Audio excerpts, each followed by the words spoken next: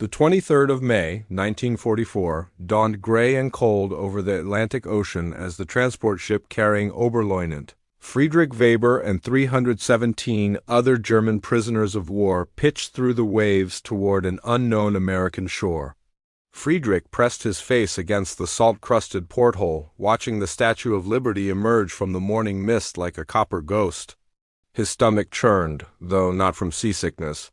Every man aboard had heard the stories whispered through the POW camps in North Africa and Sicily, stories of what awaited captured Germans in America. The propaganda they'd been fed for years painted Americans as savage gangsters descended from criminals and outcasts, a mongrel nation without culture or mercy. Reichsminister Joseph Goebbels himself had declared over Berlin radio that enemy soldiers could expect only brutality and starvation in Allied captivity. Friedrich had witnessed his own government's treatment of Soviet prisoners, men reduced to walking skeletons, dying by the thousands in open pens, and assumed the Americans would return such cruelty measure for measure. As referenced in declassified reports from the United States War Department's Prisoner of War Operations Division, German soldiers often arrived on American soil genuinely terrified of their fate, their minds poisoned by years of Nazi indoctrination about Allied barbarism. The ship docked at Newport News, Virginia, where military police with rifles and hard expressions herded the prisoners onto waiting trains. Friedrich noticed how the guards kept their distance, fingers near triggers, treating the Germans like dangerous animals. He caught glimpses of America through the train windows during the 3-day journey westward, impossibly vast fields untouched by war, towns with lights blazing carelessly in the night, children waving from farmhouses. The abundance seemed almost obscene to men who'd left a Reich where cities lay in ruins and ration cards determined survival. Camp Concordia in Kansas became their destination, one of hundreds of POW facilities hastily constructed across the American interior. The compound sprawled across former farmland, surrounded by barbed wire and watchtowers. As the prisoners shuffled off the trains in their tattered Afrika Korps uniforms, still caked with North African sand, they maintained the rigid military bearing drilled into them since youth. Friedrich kept his face impassive, though his heart hammered against his ribs. The camp commandant, Colonel Samuel Prescott, a veteran of the First World War with iron-gray hair and a weathered face, addressed them through an interpreter. His words struck Friedrich as bizarrely civilized. The Geneva Convention would be observed. They would receive proper housing, medical care, and food rations equivalent to American troops. They could write letters home, work details would be voluntary and paid. Friedrich exchanged skeptical glances with his comrades. This had to be a trick, a psychological torment before the real punishment began. That first night, confined in long wooden barracks with double-decker bunks and actual mattresses, Friedrich lay awake listening to the whispered fears of his fellow prisoners. Unteroffizier Hans Kreisler, who'd fought at El Alamein, swore he'd heard screams from beyond the wire, obviously Americans torturing earlier arrivals. Jeffreiter Otto Bachmann insisted they'd be worked to death in mines or factories, disposable slave labor. No one believed the Americans would keep their promises. Every man expected the mask of civility to drop, revealing the monsters they'd been taught to expect. The 24th of May, 1944, began before dawn when whistles shrieked through Camp Concordia's barracks. Friedrich jerked awake, disoriented, his body tensing for danger. Around him, 300 men scrambled from their bunks in various states of panic and confusion. This was it, he thought, the moment when the American pretense would shatter. They would be marched out and shot, or perhaps beaten, or subjected to whatever creative cruelties awaited. Instead, a bored-looking American sergeant named Williams, who couldn't have been older than 22, barked through the door that breakfast would be served in 30 minutes. The prisoners assembled in ragged formation outside their barracks, still expecting some revelation of American savagery. They marched in nervous silence to the mess hall, a long wooden structure that smelled impossibly of cooking food, real cooking, not the watery soup or black bread they'd subsisted on during the final months in North Africa. Friedrich entered the mess hall and stopped so abruptly that Otto collided with his back. Long tables stretched the length of the building, and at the far end, American cooks in white aprons worked behind serving stations. But what seized Friedrich's attention, what made his breath catch and his propaganda-trained mind rebel, was the food itself, mountains of it. Steam rose from metal serving trays in quantities that seemed obscene, wasteful, impossible. Der Tschechen, an American guard instructed in badly accented German, keep moving. Friedrich shuffled forward in line, his hands trembling slightly as he accepted a metal tray. The first cook, a heavy-set black man with kind eyes, scooped scrambled eggs onto his plate, more eggs than Friedrich had seen in months. The second added fried potatoes. The third placed 2 thick slices of toast, real bread made from white flour, butter melting into its surface. And then came the moment that would sear itself into Friedrich's memory for the rest of his life. The fourth cook, a red-faced Irish-American named Private Patrick O'Malley, who hummed as he worked, lifted several strips of bacon from a sizzling griddle and arranged them on Friedrich's plate. The smell hit him like a physical force, rich, fatty, utterly real. Bacon, meat, according to materials preserved in the National Archives relating to POW camp operations, German prisoners were often served meals that exceeded the rations available to civilians in their homeland, a fact that profoundly shocked men who'd been told America was on the verge of starvation.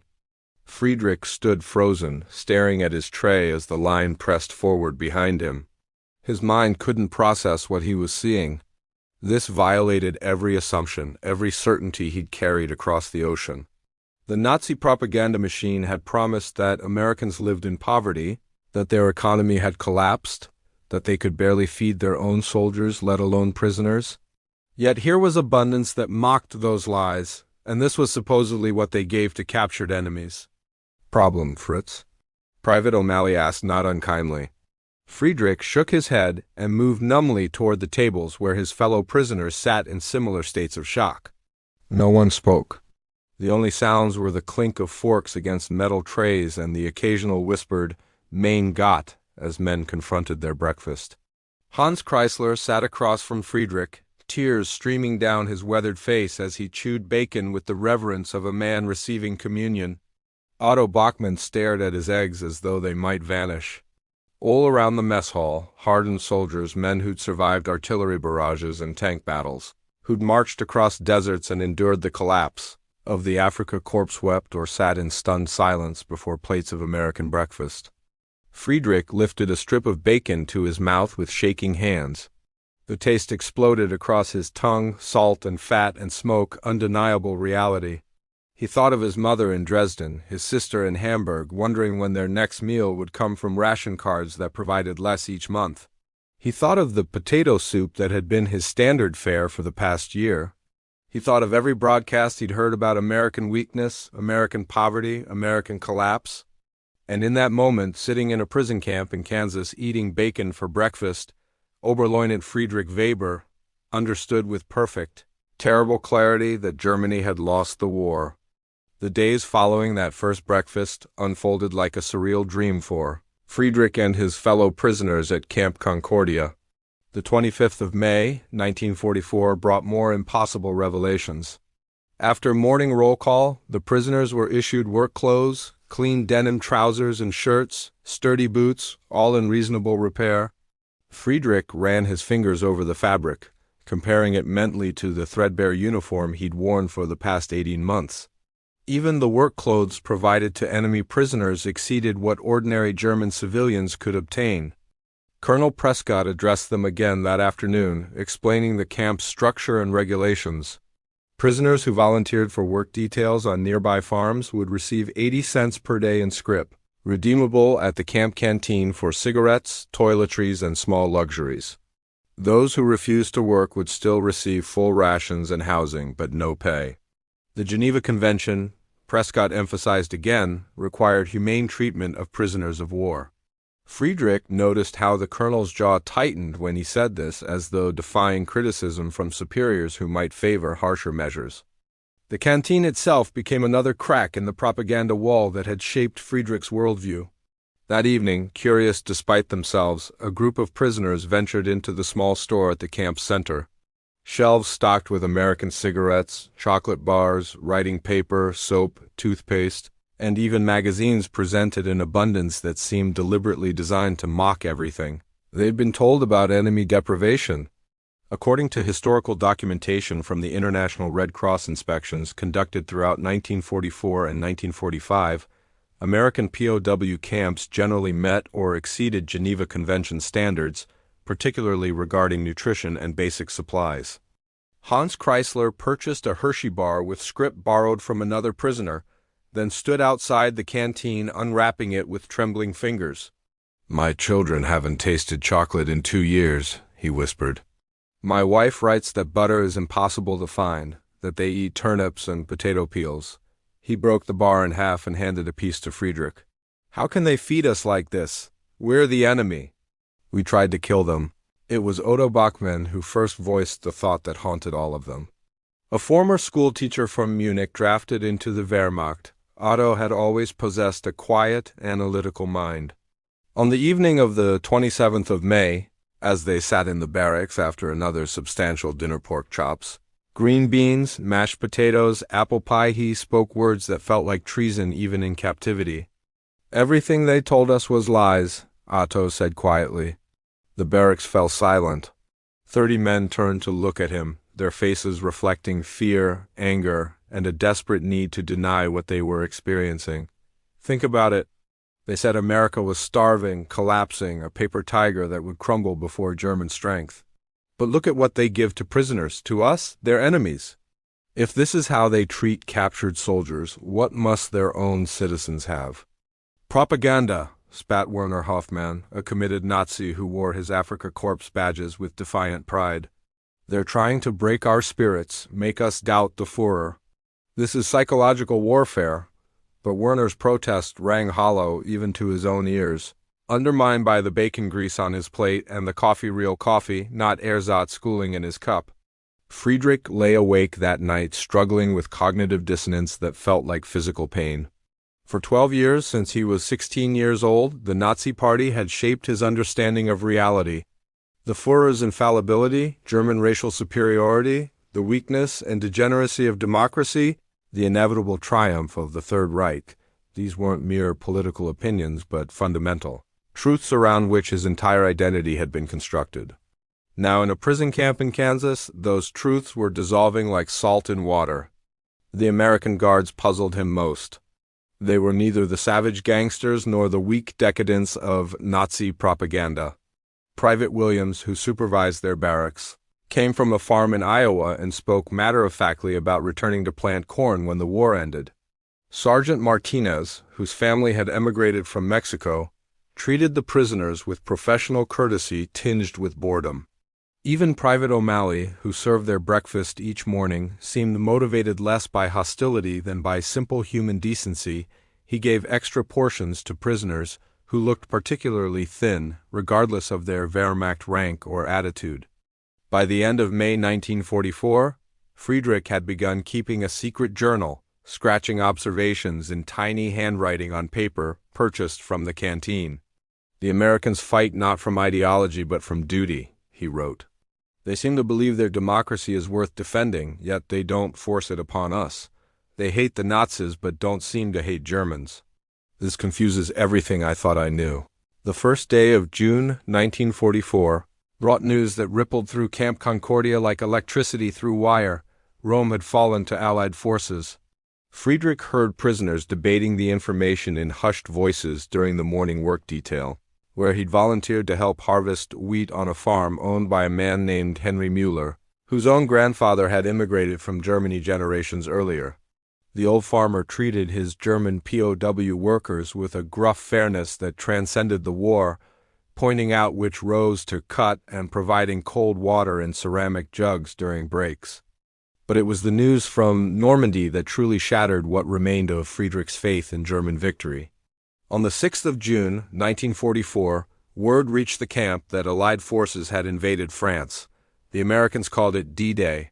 Colonel Prescott allowed prisoners access to newspapers' weeks-old editions of the Kansas City Star and Chicago Tribune that described the landings in matter-of-fact detail. Friedrich studied the photographs of ships crowding the English Channel, paratroopers dropping from the sky, troops wading through surf toward French beaches. The scale of the operation stunned him. Thousands of vessels, tens of thousands of men, mountains of supplies hurled across the channel in a single coordinated assault. This was the productive capacity of the nation whose prisoners ate bacon for breakfast, whose guards came from Iowa farms and Mexican immigrant families, whose democracy the Führer had dismissed as weak and mongrelized. Friedrich thought of Germany's shrinking borders, its cities burning under Allied bombers, its armies retreating on every front. The contrast was devastating. According to records maintained by the Provost Marshal General's office and referenced in scholarly works on American POW camps, prison authorities deliberately provided prisoners with access to accurate war news, recognizing that confronting reality helped undermine Nazi ideology more effectively than any amount of forced re-education. The policy proved controversial among Americans who favored harsher treatment, but commanders like Colonel Prescott believed that honorable conduct toward prisoners demonstrated American values while exposing the lies that had sustained German morale. Otto Bachmann became the informal historian of their barracks, collecting newspapers and discussing developments with anyone willing to listen. His teaching background served him well as he helped less educated prisoners understand the strategic situation. Maps torn from magazines appeared on the barracks walls, marking the advance of Allied armies from every direction: west from France, east from Russia, north from Italy. The Third Reich was being crushed between opposing forces, its vaunted Wehrmacht pushed back month by month. Not everyone accepted these revelations willingly. Werner Hoffmann and a dozen other committed Nazis formed what they called a loyalty circle, maintaining strict military discipline and refusing to acknowledge reports of German defeats.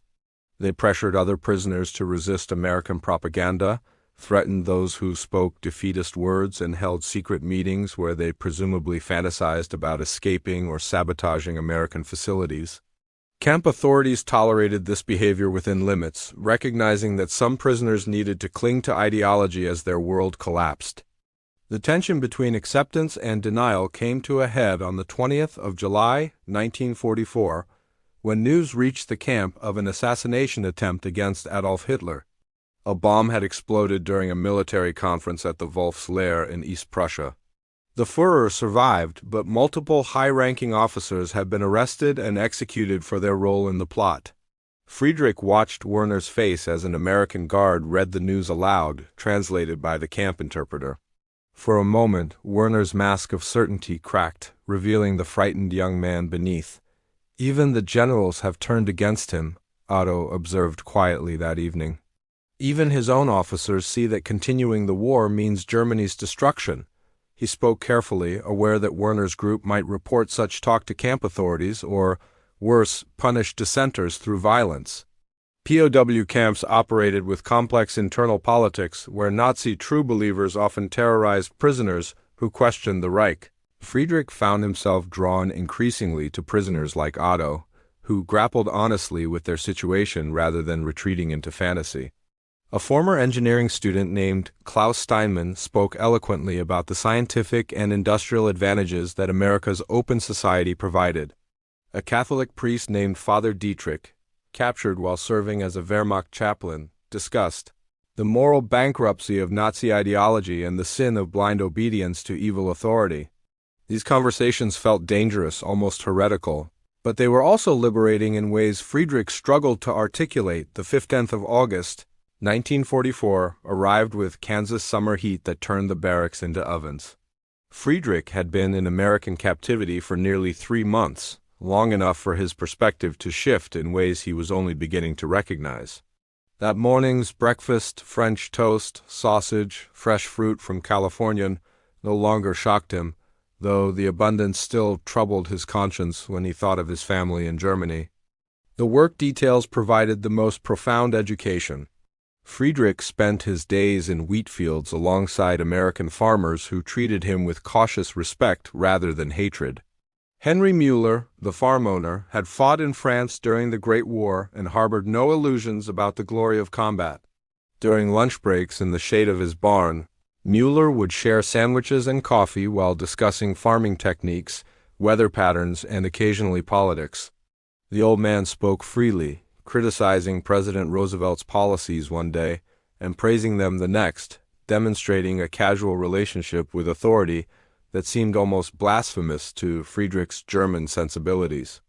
"You can just disagree with your president?" Friedrich asked one sweltering afternoon, his English improving through daily practice. "You're not afraid?" Mueller laughed, a sound like rocks tumbling. "That's what democracy means, son. Government works for us, not the other way around. When they do wrong, we say so.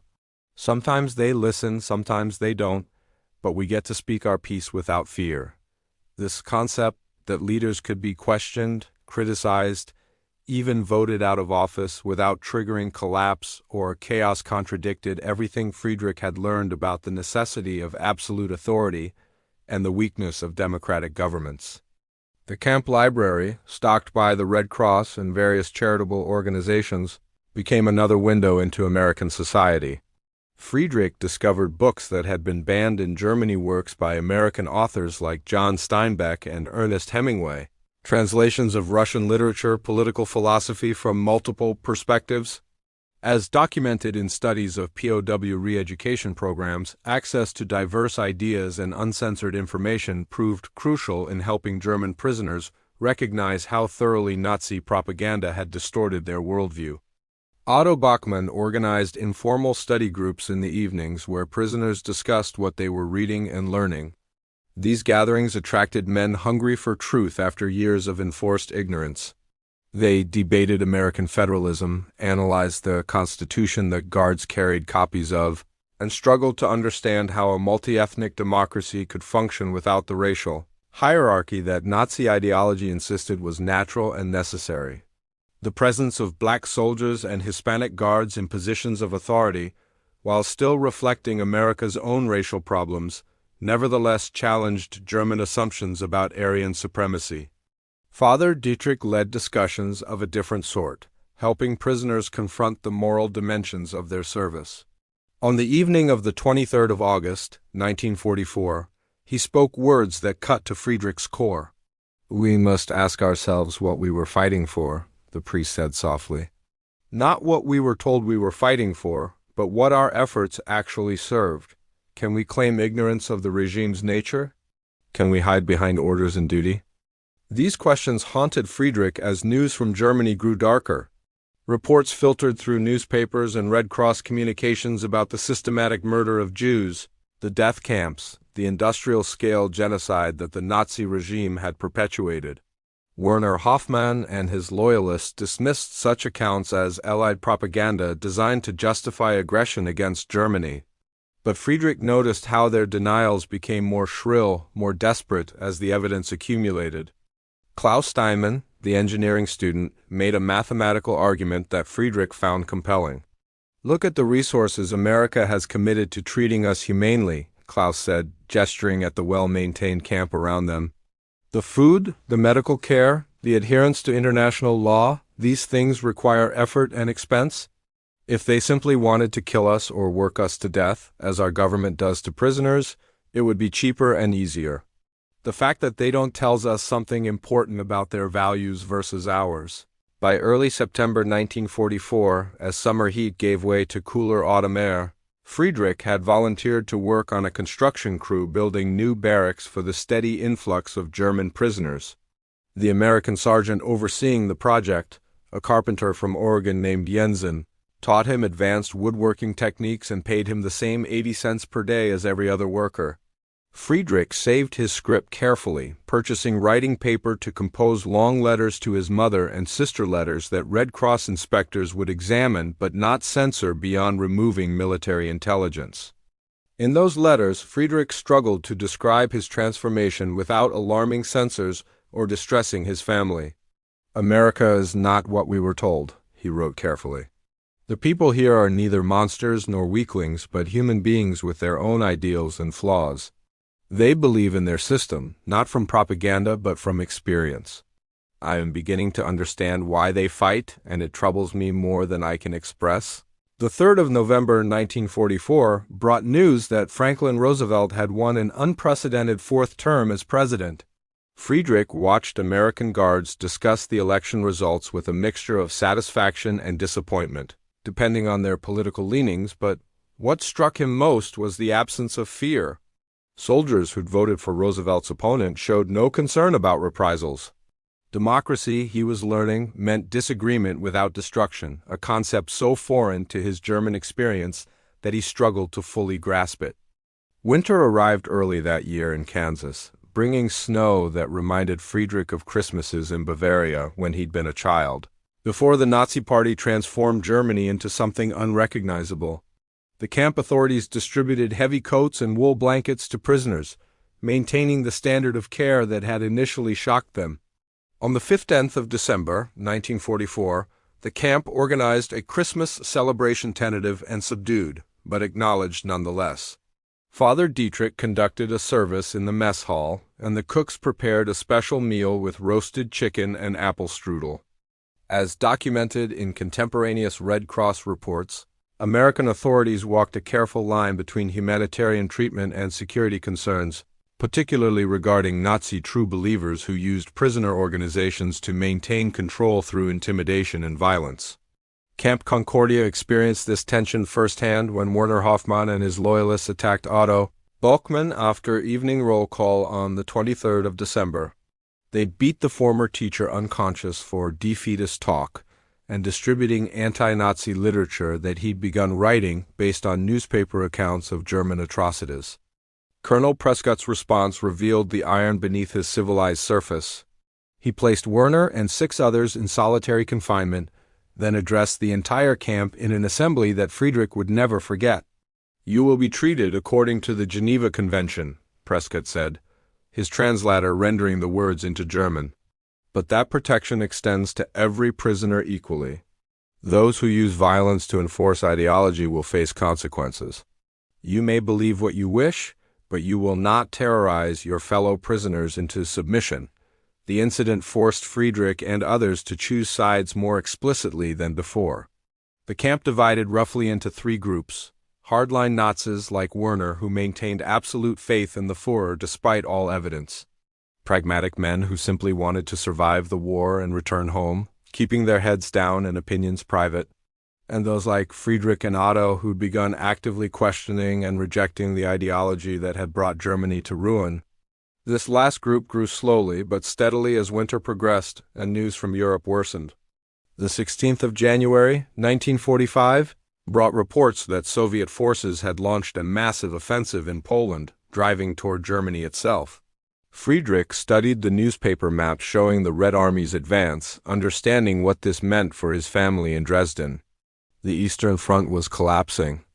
Germany would soon face invasion from both sides, caught between Russian vengeance and American power. The Third Reich's vaunted 1,000-year empire would barely last a dozen years. Klaus Steinmann approached Friedrich in late January with a proposal that seemed both obvious and terrifying. "Some of us are organizing formal study sessions on democracy and reconstruction," Klaus explained quietly. "We're trying to understand how Germany might rebuild after the war, assuming we have a country left to rebuild. Father Dietrich and Otto are helping, and we thought you might want to join." This represented dangerous ground-active rejection of Nazi ideology rather than passive acceptance of defeat, but Friedrich agreed immediately. He crossed that threshold months ago, kneeling before a plate of bacon and eggs in a prison camp in Kansas. These secret study groups met in quiet corners of the barracks after lights out, speaking in whispers about constitutional government, rule of law, human rights, and the reconstruction of German society on democratic principles. They discussed the Weimar Republic's failures and debated how to build a more stable democracy that wouldn't collapse into dictatorship. They examined American federalism and British parliamentary tradition, searching for models that might translate to German culture. According to historical scholarship on POW camps, these informal re-education efforts by prisoners themselves often proved more effective than formal programs imposed by American authorities. Father Dietrich emphasized moral reckoning above political structures. "We must acknowledge what was done in Germany's name," he insisted during a session on the 10th of February, 1945. Not just the military defeat, but the moral catastrophe. We followed a madman who promised greatness but delivered genocide and destruction. Until we face that truth completely, we cannot begin to heal. The priest's words echoed in Friedrich's mind as he lay awake that night, confronting his own complicity. He'd never killed civilians or participated in atrocities, but he'd worn the uniform, followed orders, served a regime whose evil he'd willfully ignored.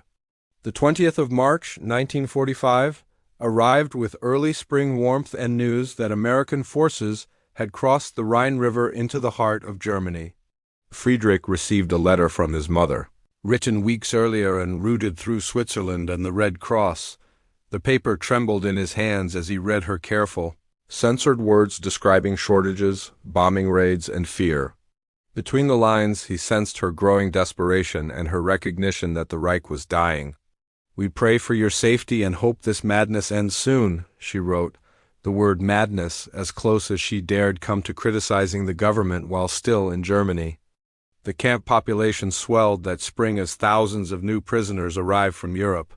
Men captured during the Battle of the Bulge and the Rhine crossings flooded into American POW facilities, overwhelming the existing infrastructure. Camp Concordia expanded rapidly, new barracks rising from the Kansas prairie to house the influx.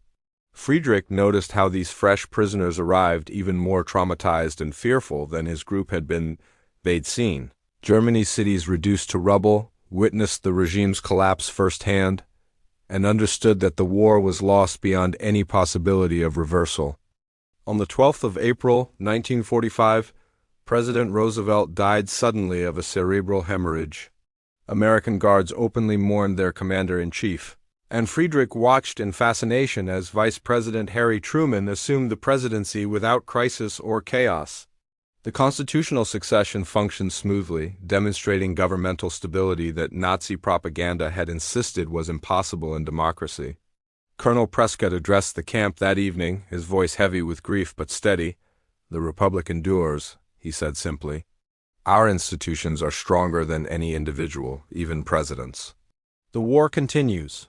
2 weeks later, on the 30th of April, 1945, news reached Camp Concordia that Adolf Hitler had committed suicide in his Berlin bunker as Soviet forces closed in. Friedrich heard the announcement during morning roll call and felt nothing, no grief, no shock, only a hollow certainty that this end had been inevitable from the moment Germany invaded Poland. Werner Hoffmann collapsed to his knees, weeping, his ideological certainty finally shattered. Otto Bachmann stood silent, his face reflecting a mixture of relief and profound sadness for the waste, the loss, the years consumed by madness. The formal German surrender came on the 8th of May, 1945. Victory in Europe Day, American guards celebrated with restrained joy while prisoners absorbed the reality that their nation had been utterly defeated. Divided among the victorious Allies, its cities destroyed, its economy shattered, its people facing an uncertain future. Friedrich sat in the barracks that evening with Klaus, Otto, and Father Dietrich, discussing what came next in voices heavy with apprehension and fragile hope. "We have a choice," Klaus said quietly. "We can cling to what was, pretending the Reich was somehow glorious despite the horror and ruin it produced. Or we can learn from this catastrophe and help build something better, a Germany based on law, democracy, and human dignity rather than racial fantasy and authoritarian rule." The words would have sounded naive or treasonous a year earlier. Now they seem like the only rational path forward. As documented in post-war studies of POW camp dynamics, the period immediately following, German surrender saw significant psychological distress among prisoners, but also opportunities for genuine ideological transformation. Freed from fear of Nazi reprisal and confronted with undeniable evidence of their government's crimes, many prisoners began the difficult work of re-examining their beliefs and choices. American authorities intensified re-education programs, showing documentary films of liberated concentration camps and providing lectures on democratic governance. On the 22nd of June, 1945, Camp Concordia held a special screening of footage from Dachau, Bergen-Belsen, and Auschwitz. Colonel Prescott made attendance mandatory, understanding that some truth required confrontation. Friedrich watched the screen in horror as allied cameramen documented the reality of Nazi death camps, skeletal survivors barely alive, mass graves filled with thousands of corpses, gas chambers and crematoria designed for industrial-scale murder. Around him, prisoners wept or sat in stunned silence or vomited from disgust and shame. Werner Hoffmann, the former true believer, tried to leave the screening but was ordered back by guards. Friedrich watched him watching the screen, saw the moment when Werner's face crumpled and he covered it with his hands, shoulders shaking. Afterward, Werner approached Otto Bachmann, the man he'd beaten for speaking truth, and apologized through tears. "I didn't know," he whispered. "I didn't want to know. God forgive us all." The 15th of August 1945 brought news that Japan had surrendered following atomic bombings of Hiroshima and Nagasaki. The Second World War had ended completely, though its consequences would echo through generations. Friedrich marked exactly 1 year and 3 months since his arrival at camp Concordia, 15 months that had transformed him more profoundly than the previous 23 years of his life. The frightened soldier who trembled over breakfast bacon had evolved into someone different, someone who understood that nations, like men, could be terribly wrong and desperately needed redemption. The prisoner repatriation process began slowly that autumn of 1945. American authorities faced the massive challenge of returning millions of displaced persons and posts to a devastated Europe while simultaneously occupying and administering defeated Germany.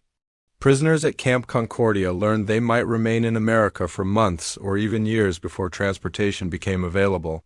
Friedrich found himself oddly reluctant to leave, despite yearning for his family. America had become familiar, and he dreaded confronting the ruins of Germany. Colonel Prescott implemented an expanded re-education program while prisoners awaited repatriation. Courses in English, American history, democratic governance, and economic reconstruction filled the days. Friedrich attended every session available, soaking up knowledge like a man who discovered water after years in a desert. He read voraciously Alexis de Tocqueville's Democracy in America, the Federalist Papers, Abraham Lincoln's speeches. He studied the American Constitution with the intensity of a religious convert examining scripture, searching for principles that might guide Germany's reconstruction. On the 3rd of November 1945, Friedrich participated in organizing a mock election within the camp, practicing democratic procedures. Prisoners formed political parties, debated platforms, campaigned for votes, and held secret ballots too.